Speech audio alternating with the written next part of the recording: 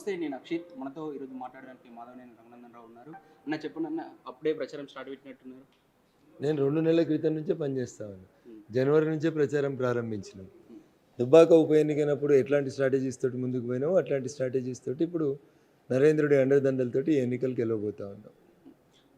అంటే ఈ యొక్క గెలిసే బీజేపీ సీట్లలో మీ సీట్ కూడా ఉండబోతుందంటే మీరు ఏమంటారు? ఉండాలనే కోరుకుంటాం కదా, పోటీ చేసే ప్రతి అభ్యర్థి తాను గెలవాలనే కోరుకుంటారు. మాకున్న యాడెడ్ అడ్వాంటేజ్ నరేంద్ర మోడీ గారు, పార్టీ గుర్తు, దానివల్ల మేము ఖచ్చితంగా గెలుస్తామనేటువంటి విశ్వాసం కనబడుతుంది. గతంలో కూడా మీరు పోటీ చేశారు, ఇక్కడ నుంచి ఎంపీగా 3వ స్థానానికి ఉన్నారు. ఇప్పుడు మాత్రం కొంచెం డిఫరెంట్ క్యాండిడేట్స్ కూడా బలంగా లేదు. అక్కడ బీఆర్ఎస్ పార్టీ బలంగా ఉంటుంది. అయినప్పటికీ మీ గెలుపుకు ఎక్కువ ఛాన్సెస్ ఉండడానికి కారణం ఏంటి? బీఆర్ఎస్ బలంగా ఉందనేది ఉత్తమాట. బీఆర్ఎస్ మునిగిపోతున్నటువంటి పడవ, టైటానిక్ లాంటి పడవ, మళ్ళీ పైకి తేలుతుంది అనేటువంటి ఆశ కూడా లేనటువంటి పడవ. కాబట్టి మెదక్లో ఏదో బీఆర్ఎస్ బలంగా ఉందని హైదరాబాద్లో కూర్చున్న వాళ్ళు మాట్లాడితే మేము ఏం చెప్పలేం. బీఆర్ఎస్ అనేది ఎక్కడా లేదు, తెలంగాణలో ఎక్కడ లేదు, మెదక్లో కూడా లేదు.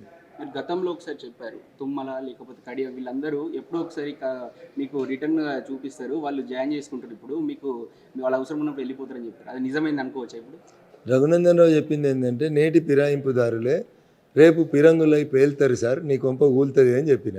ఇనలేదు, వానికేం తెలుసు అనుకున్నాడు. రఘునందన్ రావు 2013 నుంచి ఇదే మాట చెప్తున్నాడు. ఇలా అదే మాట నిజమని ఆయనకు అర్థమవుతుంది. కాళ్ళ కింద భూమి కదిలిపోయి వాస్తవాలు జరుగుతూ ఉన్నాయి. రాజకీయాల్లో ఫోర్కాస్ట్ చేయడం అనేది ఇంపార్టెంట్. ఫోర్కాస్ట్ చేసి చెప్పినాం, వాళ్ళు వింటలేరు, వాళ్ళ కర్మ వాళ్ళు అనుభవిస్తారు. ఫోన్ ట్యాపింగ్ విషయంలో మిమ్మల్ని కూడా ఒక బాధితులుగా ఉన్నారు. అందులో మెయిన్గా మీరు పద్ధతిగా ఉన్నటువంటి హరీష్ రావును మీ అంటే జరిగినంతగా మీకు నడిపించింది మీ ట్యాపింగ్ చేయడానికి కారణం హరీష్ రావు అనుకుంటారా? ఇప్పుడు మొట్టమొదటి ముద్దాయి కావాల్సింది రాష్ట్ర ముఖ్యమంత్రి గారు కావాలి. టెలిఫోన్ ట్యాపింగ్ ఏ ఒక పోలీస్ ఆఫీసరో తన వ్యక్తిగత అవసరాల కోసం చేయడు. ముఖ్యమంత్రి గారు ట్యాపింగ్ చేయమని చెప్తేనే ట్యాపింగ్ షురూ అవుతుంది.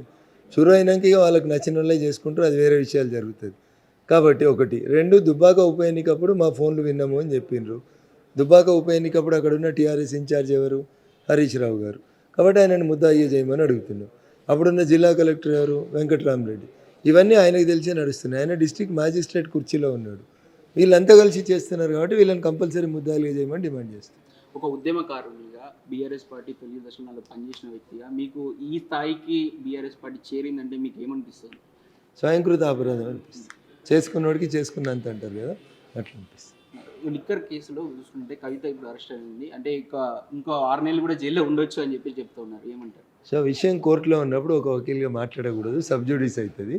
జడ్జి గారు ఏం చెప్తే అది వినండి దయచేసి. ఇప్పుడు ఉన్నటువంటి మెదక్ కంటెస్టెంట్ క్యాండిడేట్లలో వేరే క్యాండిడేట్స్ అంటే వెంకటరామరెడ్డి కావచ్చు, నీలమ్మది కావచ్చు, రఘునందన్ రావుకి మధ్య డిఫరెన్స్ ఏముంది? సో వెంకటరామరెడ్డి గారు మా జిల్లా వ్యక్తి కాదు. వెంకటరామరెడ్డి గారికి మెదక్ జిల్లాతో సంబంధం లేదు. వెంకటరామరెడ్డి మా జిల్లా కొంతకాలం కలెక్టర్గా పనిచేసిండు. అట్లా మెదక్ జిల్లాలో 30 మంది పనిచేసారు. ఆ 30 మంది బోర్డు లింగాలలో ఆయన లింగం. కలెక్టర్గా పనిచేసినోడల్లా జిల్లాను కబ్జా చేస్తా అంటే ఎట్లయితుంది? ఆయన దురాక్రమణదారుడు, భూ కబ్జాదారుడు, రకరకాలుగా మెదక్ జిల్లాని వాడుకున్నాడు, దోచుకున్నాడు. గాయన వచ్చి ఎట్లా పోటీ చేస్తాడు మా దగ్గర? అన్యాయం చేసినోడు, పేద ప్రజల గొంతు నొక్కినోడు ఆయన. ఇక కాంగ్రెస్ గురించి మనం మాట్లాడాల్సింది ఏం లేదు. ఇంకో 100 కోట్లు కూడా పెడతా అన్నట్టు మాట్లాడుతుంది వెంకటరామరెడ్డి. ఏమంటారు దానిపైన? అది ఓటర్లను ఇన్ఫ్లుయెన్స్ చేయడం అవుతుంది. అది నేను ఎలక్షన్ కమిషన్ కంప్లైంట్ చేద్దాం అనుకుంటున్నాను. అట్లా చెప్పడం అనేది తప్పు. 100 కోట్లు పెట్టి దవాఖాన కట్టిస్తా, 100 కోట్లు పెట్టి స్కూళ్ళు పెడతా. You cannot influence like that. I'm going to complaint against him in the election commission of India. Harish Rao మొన్న మాట్లాడుతూ చాలీసా మేము కూడా చదువుతాం, మేము కూడా హిందువులమే, బీజేపీలో హిందువులు కాదని చెప్పేసి మాట్లాడడం జరిగింది. మీరేమంటారు దీనిపైన? సో హరీష్ రావు హిందువు అవును కాదని నేను ఎప్పుడు మాట్లాడలేదు. హిందువుల గురించి వకాలత పొడుచుకొని మాట్లాడేటువంటి నైతిక హక్కు హరీష్ రావుకు లేదు. ఉంటే బైన్సాలో హిందువులు సకినాల పండుగ చేసుకున్నప్పుడు దాని మీద యూరిన్ పాస్ చేస్తే ఆ రోజు పోయి పరామర్శించాల్సింది ఉండే. ఆయన నిన్న మాట్లాడిన వరంగల్లో సత్యనారాయణ అనే పూజారిని హత్య చేసినటువంటి సందర్భంగా పోయి ఖండించాల్సింది ఉండే. అట్లా చెప్పాలంటే 100 ఉదాహరణలు ఉన్నాయి. వాళ్ళు ప్రభుత్వంలో ఉన్న 10 సంవత్సరాల్లో హిందువుల మీద జరిగిన దాడులలో ఏ రోజు నోరు తెరవని హరీష్ రావు ఇలా కొత్తగా హిందువుని అని చెప్పుకుంటే దయ్యాలు వేదాలు వాళ్ళు ఇచ్చినట్టు ఉన్నది. Thank you.